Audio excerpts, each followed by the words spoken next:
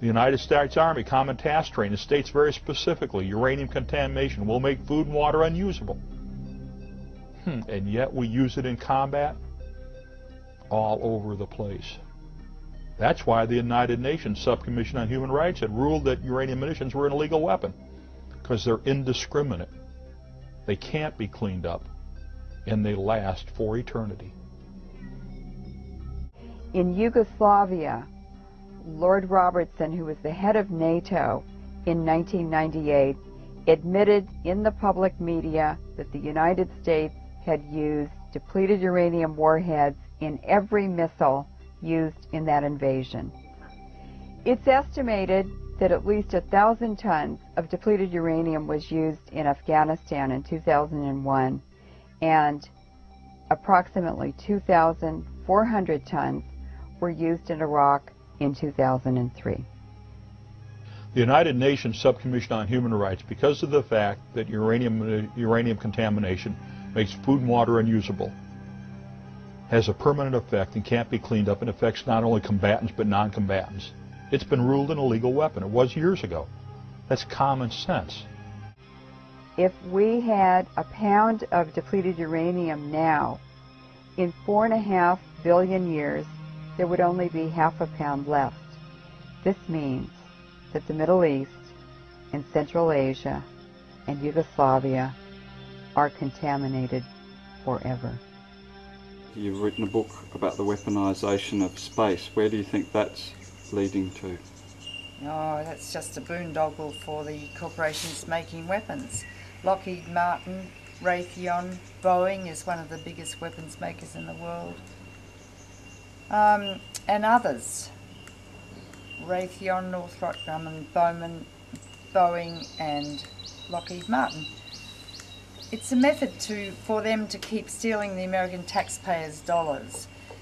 There is a Space Command Center now in the Pentagon, and already they're building the weapons to put in space to fight war from space down to Earth, and quotes, affect very many kills. And some of these weapons will be powered by nuclear reactors, so if one of them falls down through the sky and vaporizes in the atmosphere, there's going to be huge fallout of plutonium and God knows what on the Earth, causing huge numbers of cancers, not just in humans, but animals and plants. I mean, where do you go? It just keeps going on and on. And also there's a big plan in the Pentagon to destroy other people's satellites. Now, the whole global financial situation is run by satellite communication, like that. All communications, cell phones, ATMs, the whole thing. So the global economy is dependent upon satellites now. But America, in their wisdom, in the Pentagon, is devising a method to destroy other countries' satellites. And they want to maintain their dominance. In fact, I held a conference on this in Washington, a 2-day symposium, and I got people from both the top scientists, really, in America and the world, talking about this. And there are those who are totally dedicated to maintain America's dominance, whatever happens. And there were those who were very concerned about it, but they all understood the technology. It was called, what was it called? Full spectrum dominance. That's what the Pentagon calls war in space, full spectrum dominance. And of course, if they go ahead and deploy these weapons in space, then China will be, you know, into it, and so will Russia. I mean, where does it end but with the annihilation of life on the Earth?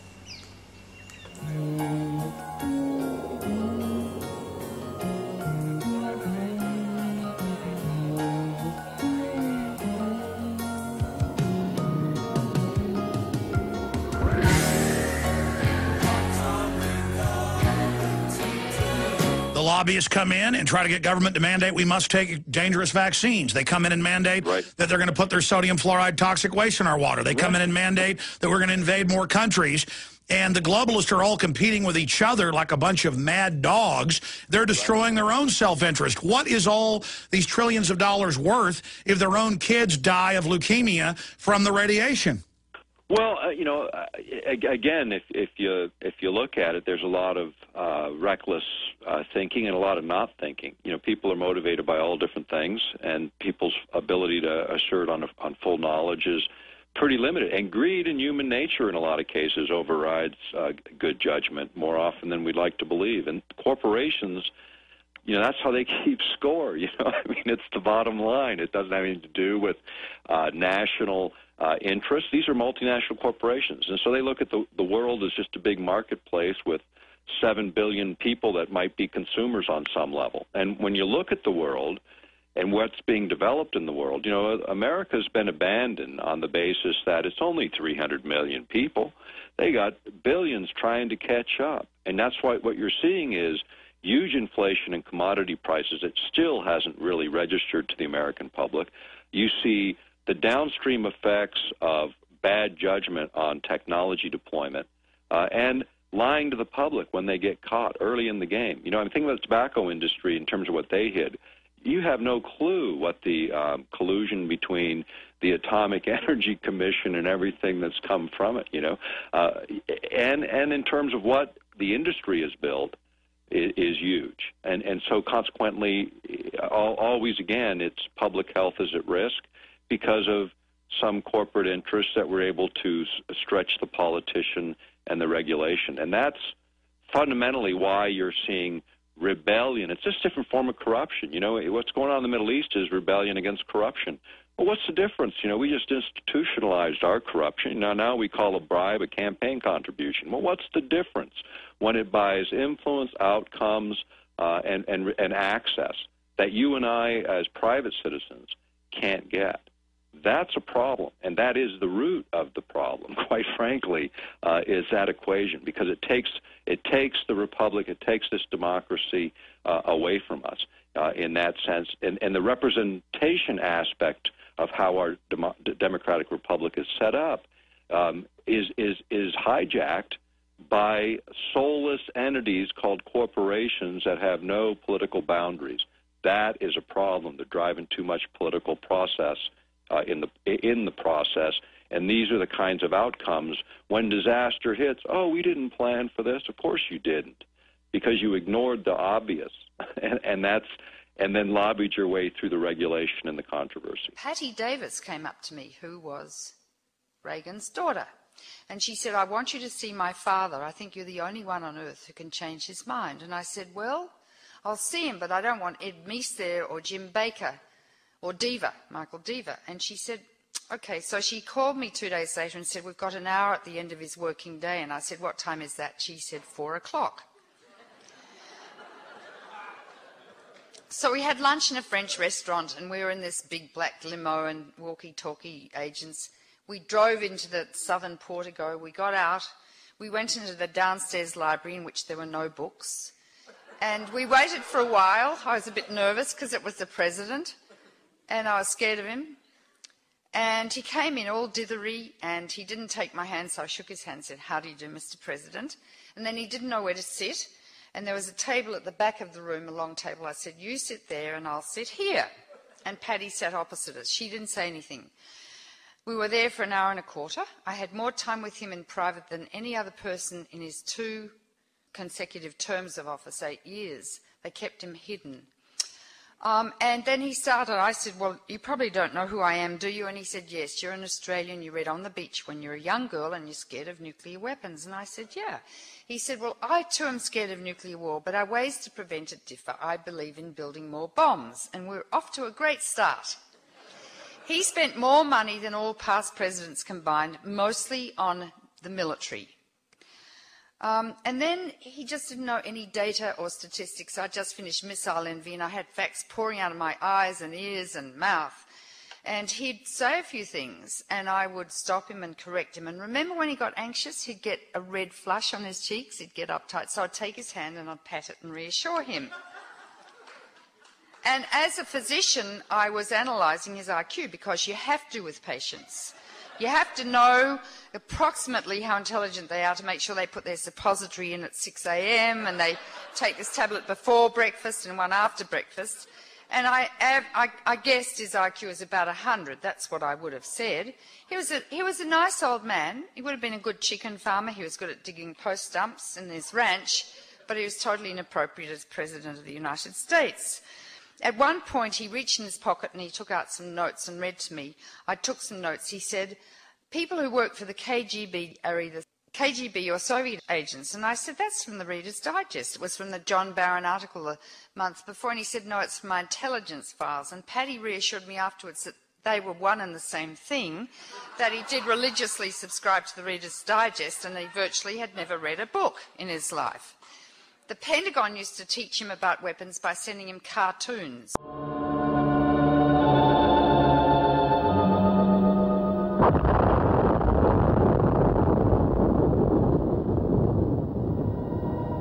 You need to know about fallout. Yes, this does mean you. Some of the radioactive particles spill out near the explosion site. Others may be carried for 10, 50, 100 miles or more. But how will you know if there is fallout? You can't hear, smell, taste, or see the radiation. But you yourself can detect the fallout particles that produce it. The easiest time to do this, without special instruments, is when the fallout is settling through the air. At night, put a white or light-colored plate outside. Examine it every 15 minutes or so. If dust has accumulated on the plate, treat it as fallout. If there are many particles, and if you are exposed to them long enough, you will be hurt. Others will be watching for that fallout, of course. Experts will estimate the probable path and speed of approaching fallout and try to keep you posted. Just what can you do if fallout comes your way? The basement of any house or building will become a good improvised shelter if you block the windows with sandbags and place other sandbags on the floor above the shelter area. If you don't have sandbags, thick, solid layers of books, magazines or newspapers, or even a series of file cabinets standing close to each other can cut the radiation danger. It would be a good idea to go right now to your local civil defense office to secure plans for the type of shelter you want, and then to get busy on construction. Plans are simple, using standard materials. Whatever kind of shelter you find, settle down and make the best of it. If there are others with you, help them by being as calm as you can, and don't be discouraged. You can go out for very brief periods if you are well covered and keep the dust off your skin.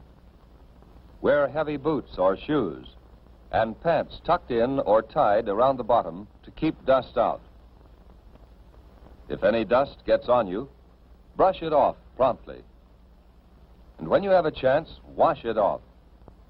That dust can burn your skin. The Pentagon used to teach him about weapons by sending him cartoons of weapons. And I did meet a State Department man who was about to go to Central America and they needed briefing papers. So he wrote a briefing paper on the countries down there and he showed it to his 9-year-old son and said, "What do you think of this, lad?" And the son said, "Great, Dad." So they sent it to the White House and it was sent back. "Too complex, please simplify." So I left the White House really in a state of abject terror, having seen face to face who the Commander-in-Chief was and who gets to press the button. I didn't think I had much effect on him, and however later I thought maybe I had, because he did work with Gorbachev.